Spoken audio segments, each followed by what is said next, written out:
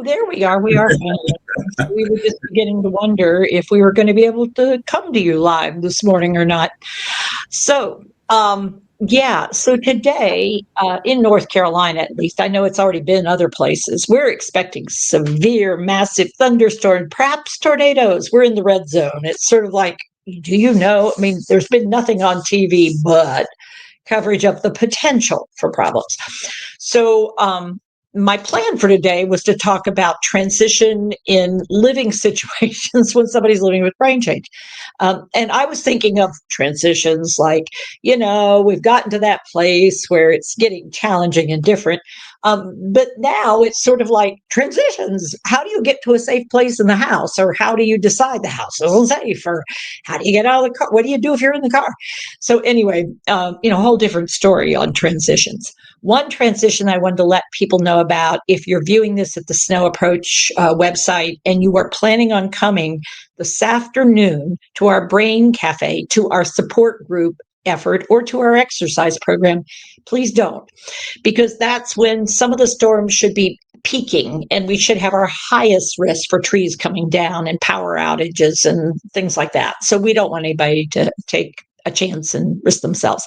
So we'll be going home early today. You can see I'm at my workplace, but we will be leaving early because it just doesn't seem wise to chance this. This sounds pretty serious. I know it's been serious in other areas. It was interesting, though, on NPR this morning, they talked about Washington, D.C., and they talked about the Panhandle of Florida and Georgia, and they left out the whole, wait a minute, what about South Carolina, North Carolina? How about us? Are we not in? It's like, well, sure, Virginia is too. I know. It's like, it was interesting how they picked certain locations to talk about. So, should I go to Virginia if I'm in D.C.? No, I'm just, okay. So now let's move on to topic. So over the last couple of weeks, we've been talking about, in one way or another, transitions or transfers or movement kind of things. First, it was about death and dying and transitioning out of this life form and into what is next. Transitioning from the journey of dementia to finishing it for one person, and the other one having to figure out, what do we do now? Or many of us figuring out, what do we do now that the person is no longer physically present with us, and we still have memories, we still have unresolved emotions about the whole thing, possibly. And then we talked about mobility, like transfers and mobility transitions. How do you get somebody from a chair to a bed, or a bed to a chair? How do we do that? So we were talking about devices to assist. And so it came to me that perhaps we should talk again, maybe, or differently, about the idea of switching locations of care, changing where care is taking place. Now, the reason we might do that is, well, there's a multiple set of reasons. The main reason is we're recognizing, and we have our resource cards, that frankly, it's really hard to deliver care where we are. I mean, it's feeling either like we're neglecting things, or there's real potential for abuse. And it may not be us doing abuse. The person may be abusing themselves. They may be abused by others. But whatever it is, it's primarily, as far as we can figure out, due to the location of care. Now, it can't probably be just the location. So then we got to pull out our second card, because what we've discovered is we aren't on care anymore. But remember, the difference between abuse, neglect, and care is what, Matthew? What's the difference between the three of them? What's that little line between? Permission. Yeah. Oh, yeah. So important. Oh, crap. So now we got to figure out permission. So what's going to happen is you should call pause. We should pause. And in fact, why do we call it pause? Well, the back of the card, sort of like the first one on the back of the card. Ta-da.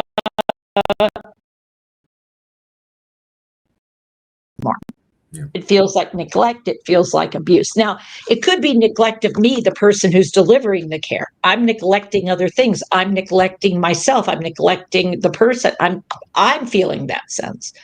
And I give myself permission to try something different, because this isn't working anymore. Or it could be that my person is indicating that they feel neglected, abused, not cared for. It's like, okay, so what's happening? They are no longer feeling they're getting a chance to give permission. All right, well, then we want to pause. But when we do that, what's the second card that comes up across there, Matthew? What do you notice is right next to it? Yeah, the puzzle pieces, the 6 puzzle Yeah. pieces. Yeah, because here's the thing. Frankly, when we are making this choice, it isn't just a place that's going to change. Invariably, what else will change, Matthew, when we do change a location? What else is going to change? Yeah, how the day is spent, the people who are in that space, those things definitely can change. Yeah, those will definitely change. What else will probably change when you put me in a new location? Yeah, probably brain changes. We'll Oh probably yeah, see I'll be some because my changes in, yeah. hippocampus is going to be whoa, wait a minute, And whoa, I want to go home. This isn't working for me. Who brought me here? I don't understand what is going on. Okay, so and that could be even if you did all the hard work of prep. I mean, I got to say, even though that happens because of the brain challenges, which means our third thing we need to. Oh wait, there's another one here. Ooh, could we have a change in health? Oh yeah, definitely. When you think about going into different spaces and places, and now different percentages of infections and things like that can happen. Ooh, the You know, hospital, MRSA, yeah, the favorite, or C. diff, or there's all kinds of, but there's also health changes like maybe the person will be able to get up and get out and walk more. Maybe the person might be able, so that we're looking for some health changes, frankly. We're looking for mental health changes, social health changes, sensory health changes, physical health. I mean, we're looking for changes. Now, the changes, maybe we're letting go of things and we're anticipating things will move in a different direction. And you mentioned, I think, the others.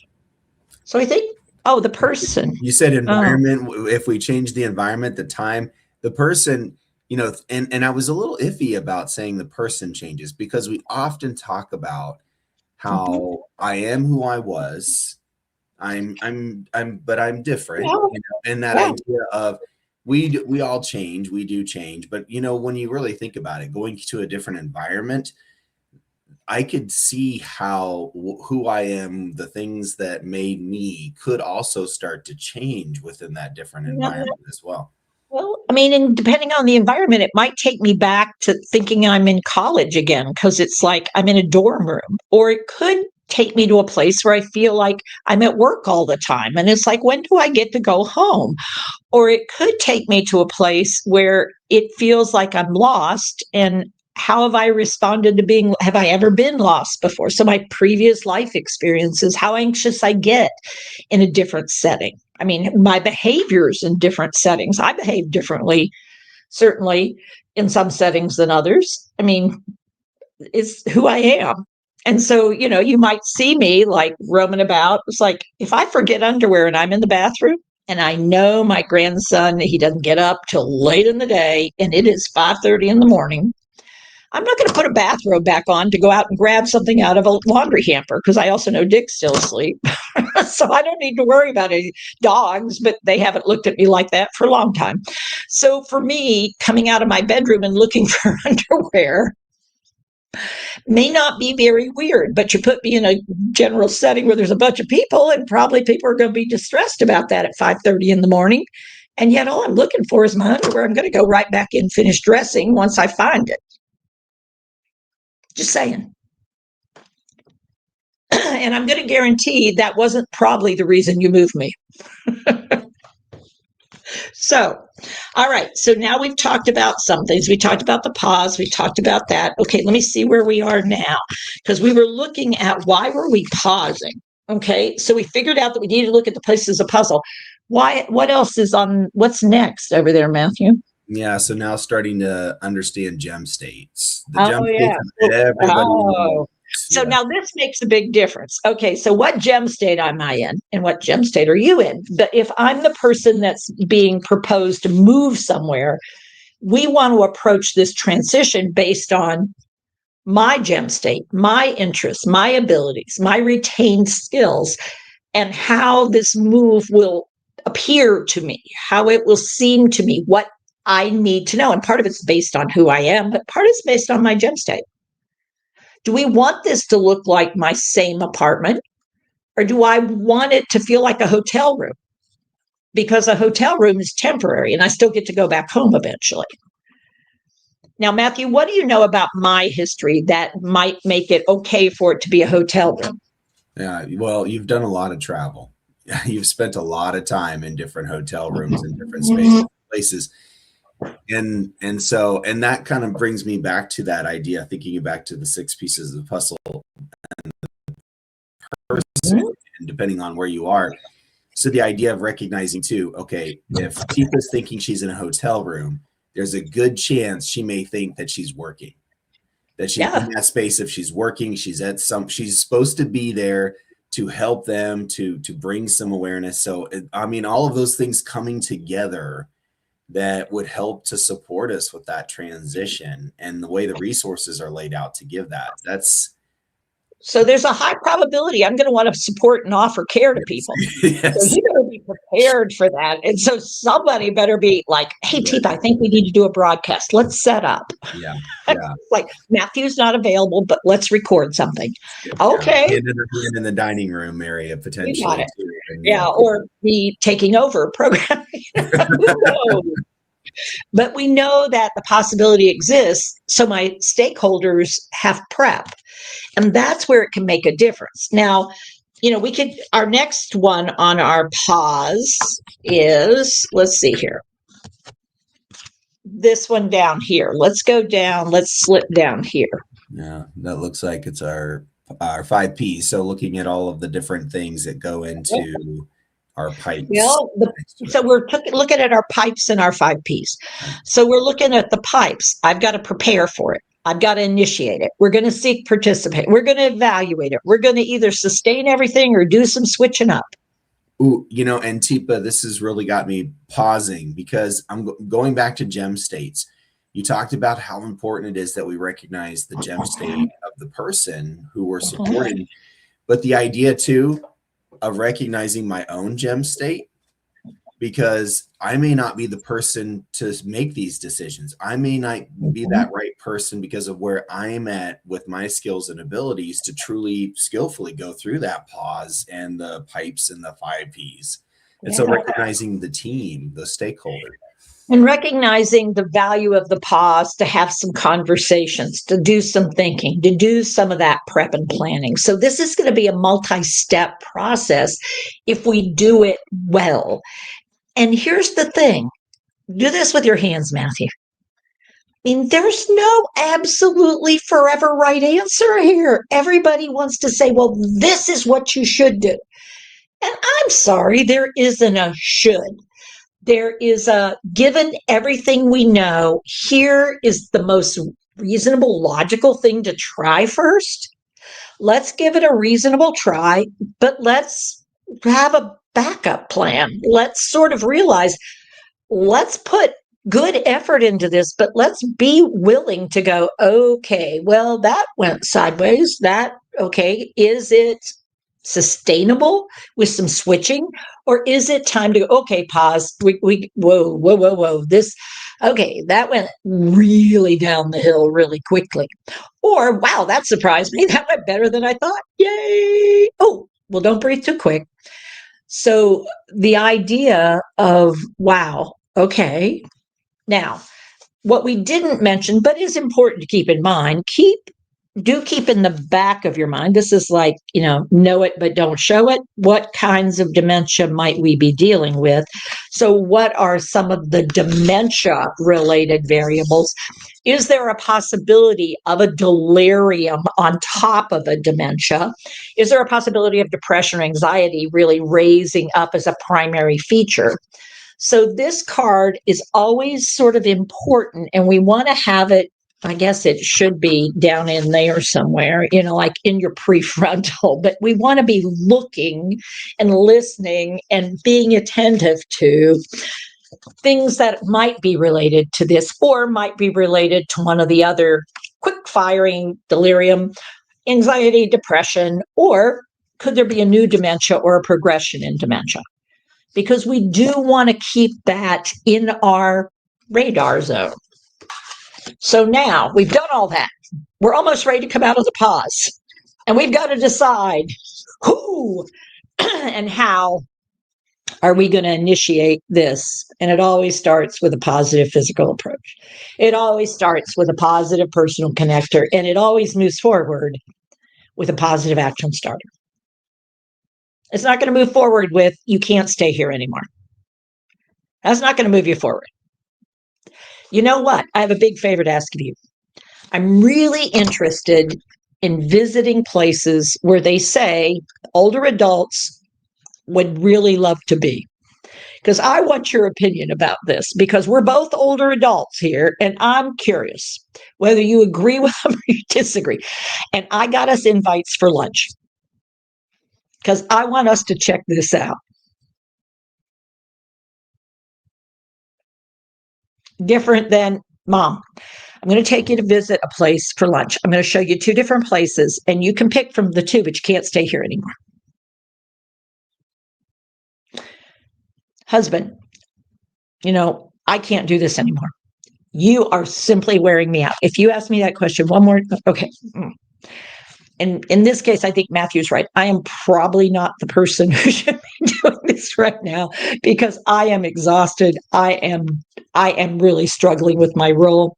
I am having a very difficult time to holding on to my own brain state. I'm flip-flopping between emerald, diamond, amber, ruby at times. I'm exhausted in my role. So, and then we have a couple more cards. If that wasn't enough, that's why we have a whole bunch. How do you learn best? You've seen us do a variety of things. You've seen us do some things that are visual. You've seen us do verbal linguistic. You've noticed that I'm using my body. Music rhythmic. We created some of that, not a lot, but a little bit of that. Intrapersonal. I was doing my own thinking. Matthew was doing some interpersonal. Matthew and I were doing some things together. Existential. Patterns, rhythms. Logical. Why are we doing this? Yeah, that's the existential. And then logic. How are we going to make this work? And then finally, do we just feel like this is going to be a good fit? And do we feel like there are going to be rubby spots? And how are we feeling about the transition and the person? And as you know. So this, my friends, is sort of what we call multiple adult experiential learning cycles, all wrapped up into your morning routine. We shared something, we did something. We talked about transitions. We shared some information and had you think and share like in yourself, because we can't talk to you directly. I shared with Matthew, Matthew shared with me. We talked about the why behind all this, why the pause, why the transition. And then we sort of did some big picture stuff. We looked at these cards. We looked at these resources. We looked at this is a lot to hold on to, which is why we indicate, connect up. Don't try to do this alone. This is not a solo operation. And so the last part of our cycle is apply. So what are you going to do with what we just delivered? Because if you don't do something with it, it was just an interesting listening experience. So even if you're not planning a transition location, you might end up having to do that suddenly someday, like today in North Carolina or Washington, D.C. or Virginia or Florida, or because we don't control everything. The environment matters. And when it's time to change places, we got to pay attention and pause and then move forward. Matthew, any final words for anybody? Thank you, Teepa. And let us know if you have questions, if you're looking for support, because we talked about a lot today, and all of the steps. Yes, there's a lot there. And like Teepa said, finding that partner, finding someone to come in that can be a part of the team. and we would love to be a part of that team. So please reach out to us. Let us know. There's a link in the chat, because we're here to help. We're here to support. We want it to be mutually beneficial so that we can all move forward together and it not feel like this. Because there are options. Maybe you don't change locations. Maybe you have to hunker down, but maybe there's something we can do about that. All right, everybody. Till next time, take care of yourselves, take care of with your care, and watch out for the weather. Bye all. Thank you, Teepa. Bye, everybody.